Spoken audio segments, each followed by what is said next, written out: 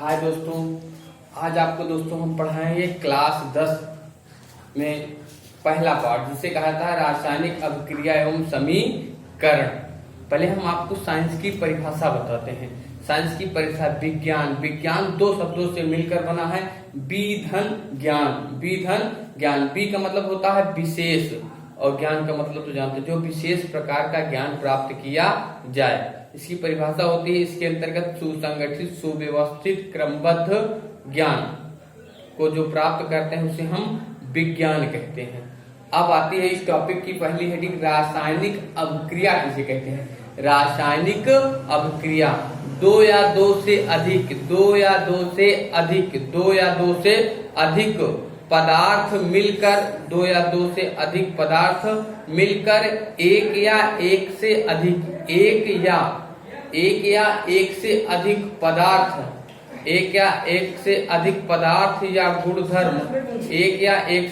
पदार्थ या गुणधर्म, गुणधर्म का निर्माण करते हैं, और भी रासायनिक अभिक्रिया को भौतिक विधियों से उल्टा नहीं किया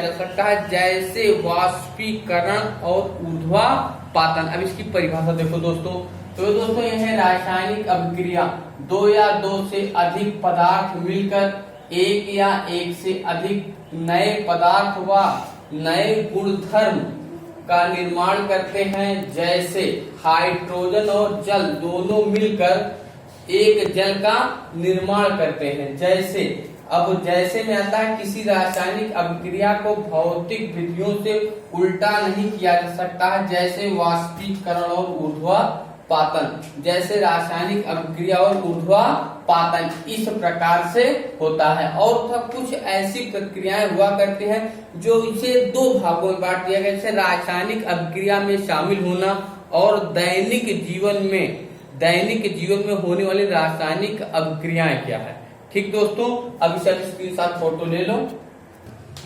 तो दोस्तों उसको क्या आगे, अब जो है रासायनिक अभिक्रिया में शामिल, अभिक्रिया में शामिल अवस्था में परिवर्तन, जैसे दूध से दही का निर्माण करना, ये अपनी अवस्था से क्या हो गया, परिवर्तित। रंग में परिवर्तन, जैसे कोई कलर है उसका कलर बदल जाता है तो उसके रंग में क्या रहता है, परिवर्तन। तापमान में परिवर्तन, जैसे हर वक्त हमारे यहाँ का तापमान बदलता रहता है, यह वातावरण के अनुसार हमारा तापमान कभी ठंडी कभी बरसात कभी क्या कहते हैं गर्मी, इस प्रकार से तापमान के अनुसार हमारे यहाँ बदलता रहता है। और गैस का उत्सर्जन, जैसे हमारे शरीर में गैस बन जाती है तो हमारे शरीर का उत्सर्जन होता है, उस प्रकार से। अब अगला है दैनिक जीवन में होने वाली रासायनिक समीकरण, जैसे भोजन का पाचन, जैसे हमारा शरीर में भोजन जाता है तो हमारे शरीर को ऊर्जा की प्राप्ति होती है। अगर हम भोजन करते हैं तो हमारे शरीर को ऊर्जा की प्राप्ति होती है। और श्वसन, जैसे हम सांस लेते हैं, सांस हमारे शरीर में सांस लेने की प्रक्रिया, जैसे सांस लेने को ही श्वसन कहते हैं। जैसे ऑक्सीजन लेते हैं, कार्बन डाइऑक्साइड बाहर छोड़ देते हैं, ये हमारा दैनिक जीवन में है। जैसे हम ऑक्सीजन लेते हैं, कार्बन डाइऑक्साइड छोड़ देते हैं, जिसे क्या कहते हैं, श्वसन। और लोहे में जंग लगना, धीरे धीरे से लगता है, जैसे बरसात होती है पानी उस वक्त पड़ जाता है, उस पर जंग का असर धीरे धीरे से होता है। दही का बनना, जैसे दूध से दही का निर्माण हो गया, अब फिर से दूध से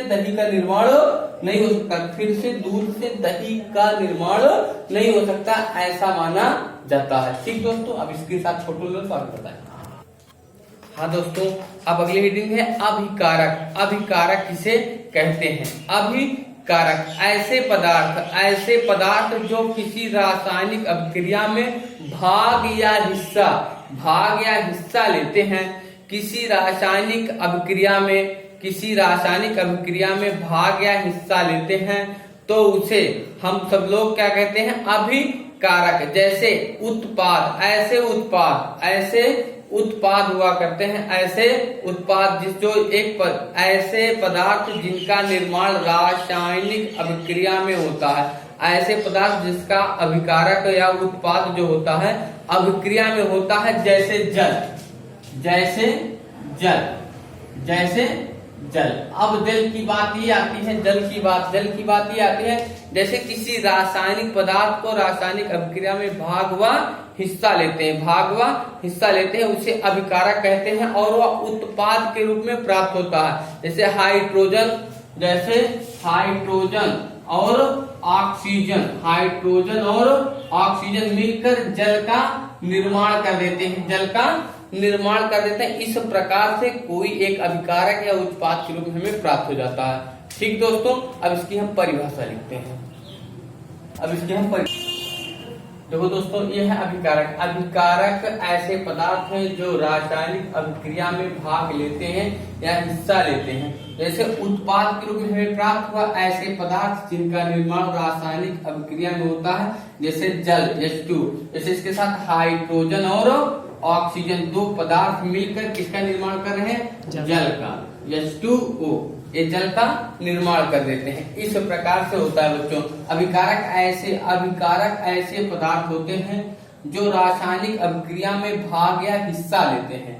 जो उत्पाद के रूप में भाग या हिस्सा लेते हैं उसे अभिकारक कहते हैं। उत्पाद के रूप में जैसे ऐसे पदार्थ जिनका निर्माण केवल रासायनिक अभिक्रिया में होता है, जैसे जल केवल रासायनिक अभिक्रिया में होता है। इस पर ठीक दोस्तों, इसे लिख लो। देखो दोस्तों, अगली है रासायनिक समीकरण। अब दोस्तों, रासायनिक समीकरण किसे कहते हैं? रासायनिक अभिक्रिया को रासायनिक समीकरण द्वारा, रासायनिक समीकरण के द्वारा निरूपित किया जाता है। रासायनिक अभिक्रिया को रासायनिक समीकरण के द्वारा निरूपित किया जाता है। जो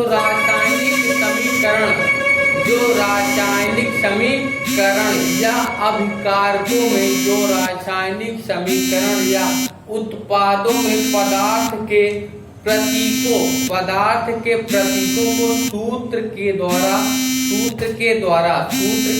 द्वारा इस्तेमाल किए जाते हैं, जो प्रतीकों के साथ उनकी भौतिक अवस्थाएं जुड़ी होती हैं, जैसे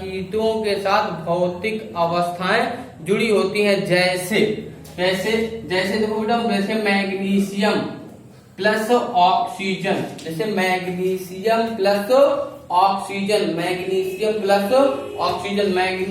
प्लस ऑक्सीजन मिलकर बना लेता है मैग्नीशियम ऑक्साइड। जैसे मैग्नीशियम और क्या, ऑक्सीजन बना के दोनों ने बना लिया क्या, मैग्नीशियम। अब मैग्नीशियम कैसे में है? सॉलिड में है। मैग्नीशियम कैसे है? सॉलिड में है। और ऑक्सीजन कैसे है? गैस को G के द्वारा, सॉलिड को यस के द्वारा प्रतीत किया जाता है। मैग्नीशियम और ऑक्सीजन ये दोनों मिलकर, और यहाँ क्या बना है? Magnesium oxide. यहाँ क्या बना? Magnesium oxide. इस अभिक्रिया को कंकाली कहते हैं। इस अभिक्रिया को क्या कहते हैं? कंकाली। इस अभिक्रिया को कहते हैं कंकाली। इस अभिक्रिया को क्या कहते हैं? कंकाली। इस अभिक्रिया को क्या कहते हैं? कंकाली अभिक्रिया हो गई। अब इस अभिक्रिया को हम संतुलित करते हैं। इसमें अभिकारक ये हो गए और भैया, अब इसमें ऑक्सीजन 2 है, तो इस अभिक्रिया को हम संतुलित करने के लिए हम अभिक्रिया में क्या काम करते हैं? 2 यहाँ लगा देते हैं 2 यहाँ, क्योंकि उसके अभिकारक और उत्पादों की संख्याएं बराबर होनी चाहिए। अभिकारक एक होता है, पहली बात तो तत्व, फिर उसके बाद अभिकारक, फिर उसके बाद उत्पाद। अभिकारक ये हो गए और उत्पाद के रूप में ये प्राप्त हुआ हमें मैग्नीशियम ऑक्साइड। इस प्रकार ठीक दोस्तों, अब हम रासायनिक समीकरण की परिभाषा लिखते हैं, ध्यान से देखो। हाँ दोस्तों, मैंने इसकी परिभाषा लिखी। रासायनिक अभिक्रिया को रासायनिक समीकरण द्वारा निरूपित किया जाता है। रासायनिक समीकरण द्वारा निरूपित किया जाता है। जो रासायनिक समीकरण को अभिकारकों और उत्पादों में पदार्थों के सूत्रों का प्रयोग करते हैं, प्रतीकों के साथ उनकी भौतिक अवस्था को भी दर्शाया जाता है। जैसे क्या चीज? जैसे जैसे मैग्नीशियम ऑक्साइड, जैसे मैग्नीशियम भैया देखो मैग्नीशियम ऑक्सीजन, यस जो यस लगा हुआ है, यस का मतलब होता है सॉलिड और जी का मतलब होता है गैस। मैग्नीशियम ऑक्साइड को ये अभिकारक हो गए उत्पाद के रूप में मैग्नीशियम ऑक्साइड, और यह संतुलित अभिक्रिया हमारी। इसके साथ मैग्नीशियम को हमने 2 जोड़ दिया और उत्पाद में भी 2 जोड़ दिया गया, जिससे अभिक्रियाएं संतुलित हो सके, जिसमें अभिक्रियाएं संतुलित हो सके। इस प्रकार से अभिक्रियाएं होती हैं, इस प्रकार से अभिक्रियाएं होती हैं। अब आगे आपको पढ़ाते हैं संतुलित अभिक्रियाएं। इससे आप फोटो स्क्रीनशॉट ले लो। देखो बच्चों, मैंने एक अभिक्रिया लिखी हुई है, इस अभिक्रिया को संतुलित करना है। इस अभिक्रिया को संतुलित करना, मैंने यहाँ लोहा लिया है और यहाँ मैंने जल लिया हुआ है। यहाँ लोहा है, यहाँ क्या है? जल है। इस अभिक्रिया को संतुलित करना है। यहाँ पर Fe3 है, यहाँ Fe3 नहीं है, ये हमारा अभिकारक हो गया, ये हमारा उत्पाद हो गया, ये हमारा अभिकारक हो गया, ये हमारा उत्पाद। अब उत्पाद हो गया तो ये सॉलिड के रूप में है, वो भी सॉलिड के रूप में है, तो हम इसको साथ क्या कर देते हैं भैया? यहाँ पर मैंने 3 जोड़ दिया।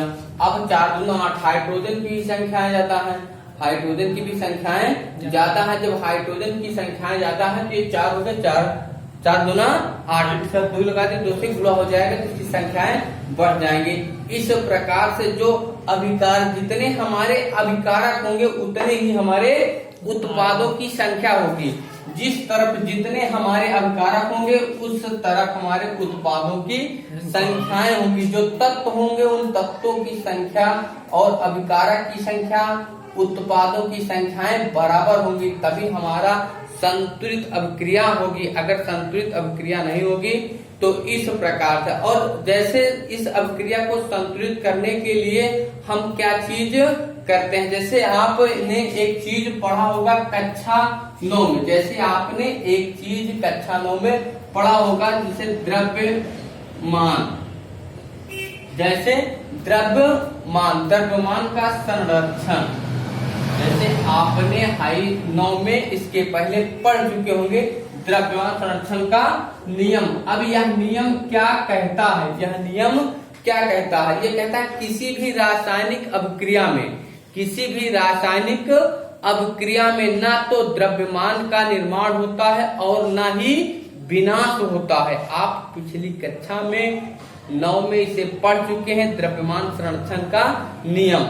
ठीक बच्चों, इसे कहा, जैसे उन्होंने कहा किसी भी रासायनिक अभिक्रिया में, किसी भी रासायनिक अभिक्रिया में, किसी भी रासायनिक अभिक्रिया में ना तो द्रव्यमान का निर्माण होता है और ना ही विनाश होता है। जैसे मैं क्या कह रहा हूं बच्चों, किसी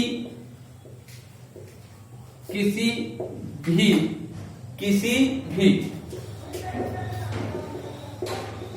रासायनिक,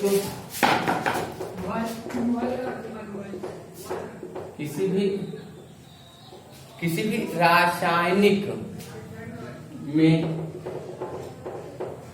ना तो द्रव्यमान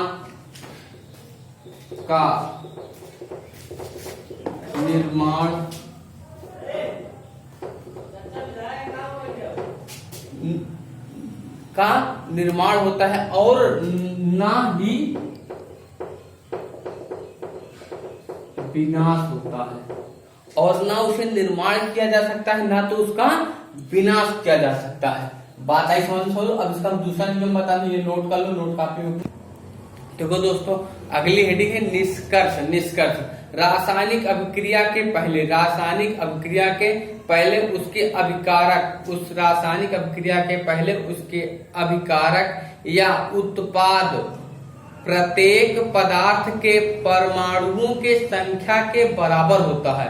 परमाणुओं के संख्या के बराबर होता है। जितनी उसकी संख्याएं होंगी, जितने उसके अभिकारक होंगे, उतने ही उसके उत्पादों की संख्या के बराबर होगा। उत्पादों की संख्या के बराबर होगा। इस प्रकार से हम अभिक्रिया के निष्कर्ष को जानते हैं। बात है समझ दोस्तों। इसकी हम परिभाषा लिखते हैं। देखो दोस्तों, ये निष्कर्ष अभिक्रिया के पहले अभिकारक या उनके उत्पाद प्रत्येक पदार्थ के परमाणुओं की संख्या के बराबर होने चाहिए। ठीक भैया, मैंने क्या कहा? रासायनिक अभिक्रिया के अभिकारक या उत्पादों की संख्या उनके परमाणुओं की संख्या के बराबर होने चाहिए। अब अगली हेडिंग है संयोजन अभिक्रियाएं किसे कहते हैं? संयोजन अभिक्रियाएं। संयोजन अभिक्रिया, इस अभिक्रिया में दो या दो से अधिक इस अभिक्रिया में दो या दो से अधिक इस अभिक्रिया में दो या दो से अधिक अभिकारक मिलकर एक एकल उत्पाद बनाते हैं। एक एकल उत्पाद का मतलब है, जिसे मैंने कहा A plus B, A plus मिलकर एक एकल उत्पाद क्या बना रहे हैं बच्चों? C। जब C बना रहे हैं, जैसे कोई हम अभिक्रिया लिख रहे हैं carbon plus oxygen, carbon plus oxygen. Carbon कैसा है? सॉलिड है। O2 क्या है? गैस के रूप में। ये दोनों अभिकारक मिलकर मात्र एक एकल उत्पाद बना रहे हैं, जैसे कार्बन डाइऑक्साइड। जैसे कार्बन डाइऑक्साइड, जब कार्बन डाइऑक्साइड उत्पाद के रूप में बना, ये भी एक प्रकार की गैस है, एक प्रकार की गैस है। इस तरह रासायनिक संयोजन की अभिक्रियाएं होती है दोस्तों। जैसे मैंने कहा, इस अभिक्रिया में दो या दो से अधिक इस अभिक्रिया में दो या दो से अधिक अभिकारक मिलकर एक एकल नए उत्पाद बना रहे हैं बेटा, नए उत्पाद बना रहे हैं। जैसे A प्लस बी मिला के अपना C, जैसे कार्बन और ऑक्सीजन मिलकर क्या बना? Carbon dioxide. अपने नोट काफी नोट कर लो बेटा। हाँ दोस्तों, अब अगली हेडिंग है वियोजन की अभिक्रिया। वियोजन की अभिक्रिया किसे कहते हैं? ये बात समझो। एक अभिकारक टूटकर दो या दो से अधिक उत्पाद में बदल जाता है। दो या दो से अधिक उत्पाद में बदल जाता है, जिसे वियोजन की अभिक्रिया कहते हैं। इसके तीन प्रकार होते हैं। इसके कितने प्रकार बच्चों होते हैं? तीन प्रकार होते हैं। इसका एक होता है ऊष्मीय वियोजन। इसका एक होता है ऊष्मीय वियोजन और नंबर एक होता है ऊष्मीय वियोजन। नंबर दूसरा होता है वैद्युत वियोजन।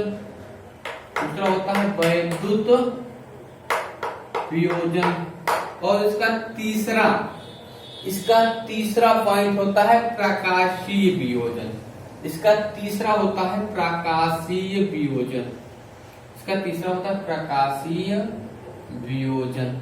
अब दोस्तों एक बात समझो, इसका तीसरा हो गया वियोजन की अभिक्रिया। पहले समझो वियोजन की अभिक्रिया किसे कहते हैं। वियोजन की अभिक्रिया, एक अभिकारक मिलकर आपस में टूट जाते हैं, दो या दो से अधिक उत्पाद बना लेते हैं, जिसे वियोजन की अभिक्रिया कहते हैं। इसके तीन प्रकार होते हैं, ऊष्मीय वियोजन, वैद्युत वियोजन और प्रकाशीय वियोजन। बात आई समझ में दोस्तों। अब इसकी परिभाषा लिखते हैं।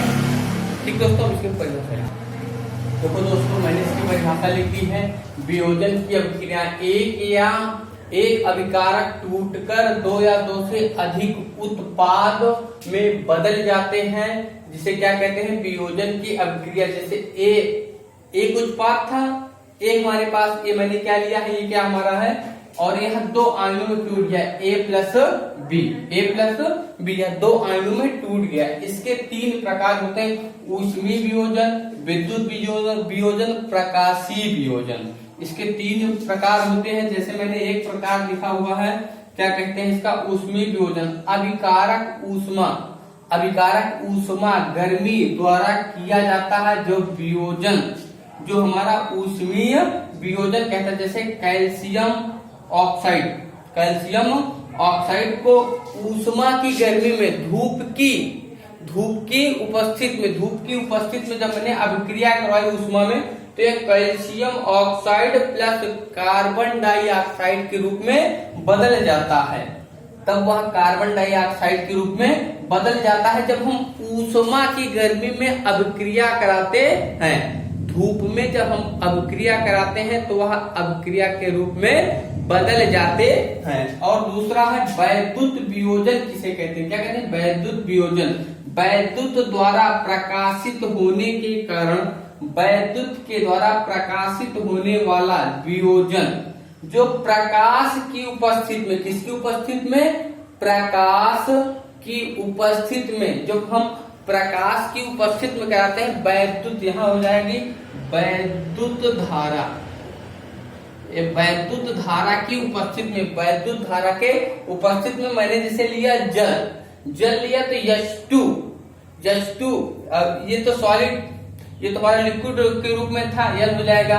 और उसके बाद यह भी H2O, ये गैस के रूप में बदल जाएगा और ये भी गैस के रूप में बदल जाएगा। जब विद्युत धारा के रूप में हम कराएंगे तभी इसका यह बदलता है, नहीं तो ये बदले ना। इस प्रकार से यह वैद्युत धारा के रूप में बदल जाते हैं, नहीं तो यह वैद्युत धारा के रूप में ना बदले, ऐसा माना जाता। दोस्तों इसका स्क्रीन फोटो ले लो, फिर आगे बताएं आप।